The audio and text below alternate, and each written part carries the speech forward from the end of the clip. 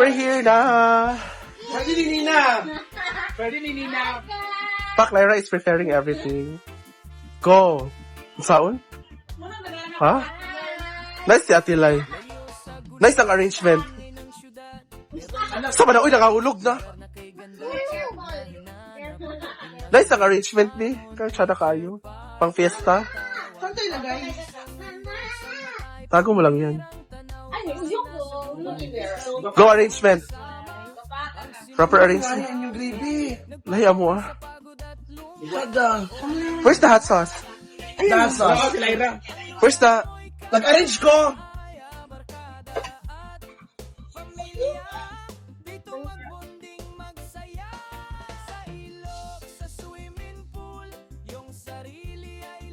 Good afternoon. Natapos na kami mag-lunch. Today, I'm going to ask questions sa ating mga kasama dito. Ayan, dami namin ngayon.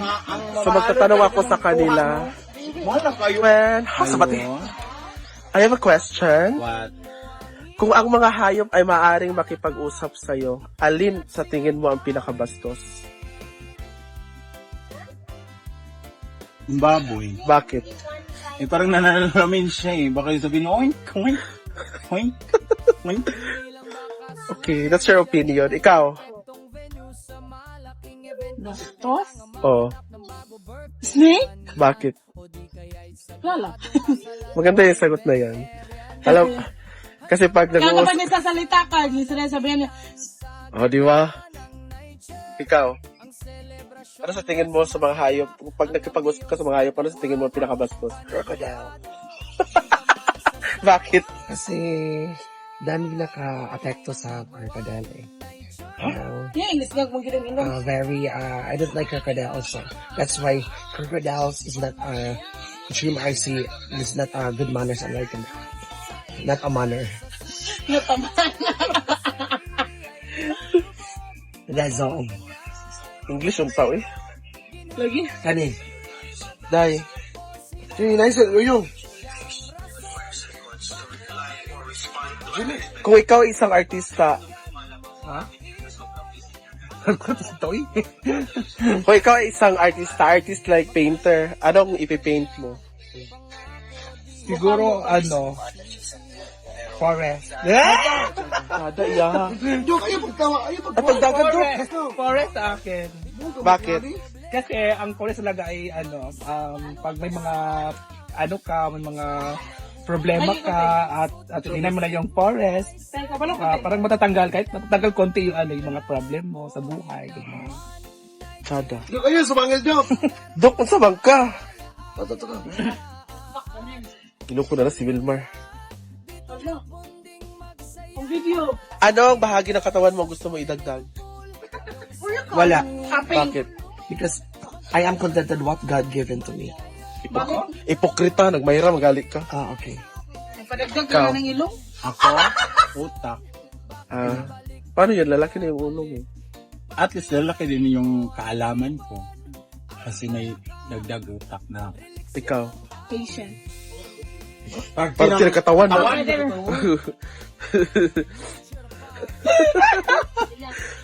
Hala, baba ni mo, Nina?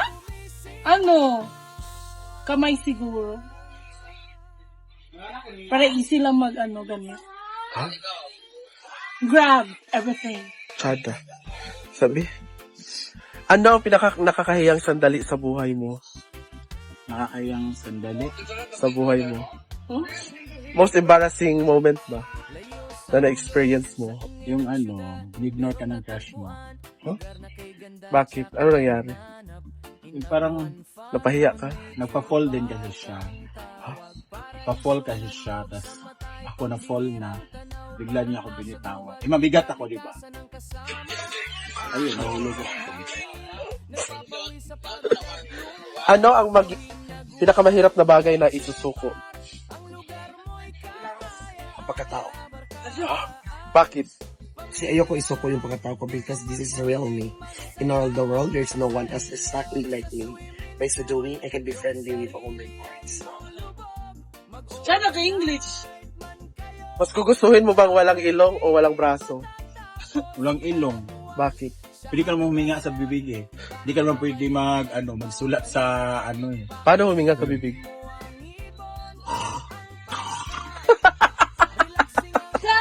Ikaw, walang ilong o walang braso? Walang braso. Bakit? Kasi ayoko gusto ko talaga na maliit yung braso ko. That's why supposedly is about the contentment of my capability. Ikaw, walang ilong o walang braso? Ilong. Walang Okay ilong? lang naman yun. Kasi meron naman tayong yung mga clip, di ba? And they are, successful in life. Oo. Ang importante, marunong kang dumistarte. Ikaw, ano pinakabaliw na pusta na nagawa mo? Pinakabaliw Sa na buhaw. pusta. Or bet? Bakit ka na ingon aning I lala? can't remember. But siguro yung pinaka-baliw na pusta is yung magdi-drink. My life is so boring. Before. So, yeah, yung parang magti-take ng boys. Boys. Yeah, pustahan tayo. Ganyan yung boy na yan. Oh, ganon. And then, yun lang. Yun yung pinaka-baliw. And then the boy has a girlfriend. Pumusta siya sa pag-ibig. Sa pag-ibig. Yeah, so pumusta akong ganon. So, and then, the thing is, I fell in love. So, maling-mali ang umibig sa taong may minamahal na. Ganon. Thank you. Ikaw, ano pinakabaliw na pusta na nagawa mo sa buhay mo? Ako, pustang ina mo. Pusta, pinakabaliw kong pusta is pustakli. Ang pinakabaliw kong pusta is, I don't believe in nabaliw ka sa pusta ng pag-ibig because bago ka practical na talaga tayo na nagmamahal talaga tayo and you know your own risk talaga. So alam natin na may risk talaga pag pumusta tayo sa pag-ibig.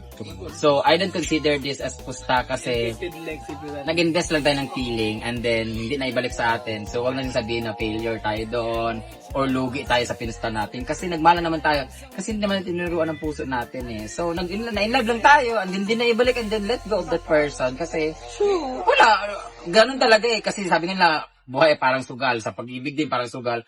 Pero para sa akin, sa lahat ng bagay may sugal talaga eh. Pero sa pag-ibig, hindi ko sabihin na susugal tayo. Kasi nga, alam mo na eh, na matatalo ka sa dulo. Alam mo na rin na pwedeng magkaroon ng chance na matatalo ka. So, hindi natin alam kung kailan tayo mananalo sa pag-ibig. Kasi hindi natin hawak, hindi natin saklaw yung feelings ng tao. Doon ako sa sugal na nag-invest ako sa isang ang tag na to? Pyramiding. Hindi siya scam. It's not scam. Literal na nagpusta ako kasi nag-invite ako ng mga tao na sumali. Networking is, hindi rin siya networking pero dahil sa parami nag-invite, so networking siya. XM Goldex, kumita ako ng 350,000, tapos nag-invite ako ng ibang tao, tapos hindi sila nalugi sila kasi hindi nabalik yung pera nila. Kasi nga, dapat kasi nag-invite ka, sila yung in-invite mo, mag-invite din sila. So, yun talaga. Pero, siguro yun, pero dahil pusta yun, literal na pumusta ka sa sugal, kasi sugal yun na pumusta ka na, pero yung pinakamasakit sa akin na pagpusta is yung nag-trust ako ng tao talaga, hindi sa love, kundi doon sa utang. Balik tayo sa utang. Nagpusta ako, kasi pinagpusta ka, nag-invest ka ng trust, nagbigay ka ng pagtitiwala sa tao na yung utang na pinahiram mo, yung pera pinahiram mo is ibabalik with all her trust and obligation na talaga ibabalik niya.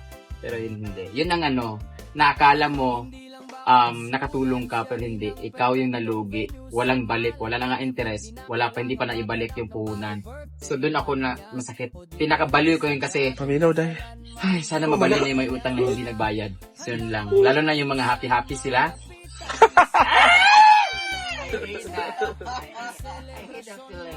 Okay lang kung merong hinirang sa'yo, magkasama kayo. Okay lang yan, nakikita kayo, di ba? Pero yung hindi na kayo nakikita, Wala, tapos nakikita mo, feeling blessed abroad, naku, my God. Okay, last question. Ano para sa iyo ang ano para sa iyo ang bagay na pinakamahirap isuko? Virginity. Isuko? Hanggang ngayon, hindi ko pa siya naisuko. Ha? Ang pinakamahirap isuko, yung anong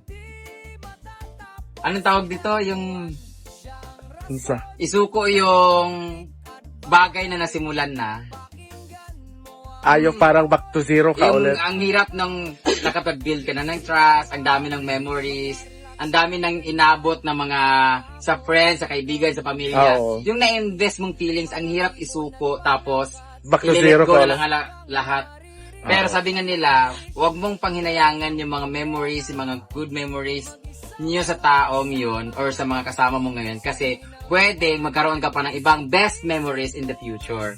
Pero yun ang hirap ma-let go kasi hindi mo naman alam kung may maganda pang mangyayari in the future eh. Kasi doon ka pa nagre-rely doon sa mga nangyari na sayang naman kung maghiwalay kami nito. Yung ganda ng yung pagsasamahan namin, ang sweet-sweet sa akin. Pati sa kaibigan, in general siya, mahirap isuko yung mga bagay na experience na lahat. Yung experience talaga, mahirap i-let go. Mahirap, di ba yung isuko i-let go, di ba? Mahirap bitawan, mahirap pakawalan. Kasi it's really hard to start over again. Back to zero, no? Parang affected. Panglima na kasi to. Kapoy na may palabot sa akin. Ayan, thank you so much for our tanungan. Makinig ka sa usapang pag-ibig. Charot ka rin. Hindi naman sa kanya mahirap isuko. Bakit? Mahirap sa kanya yumuko. Ayaw kanya mag-floor wax. Okay na paso. Day.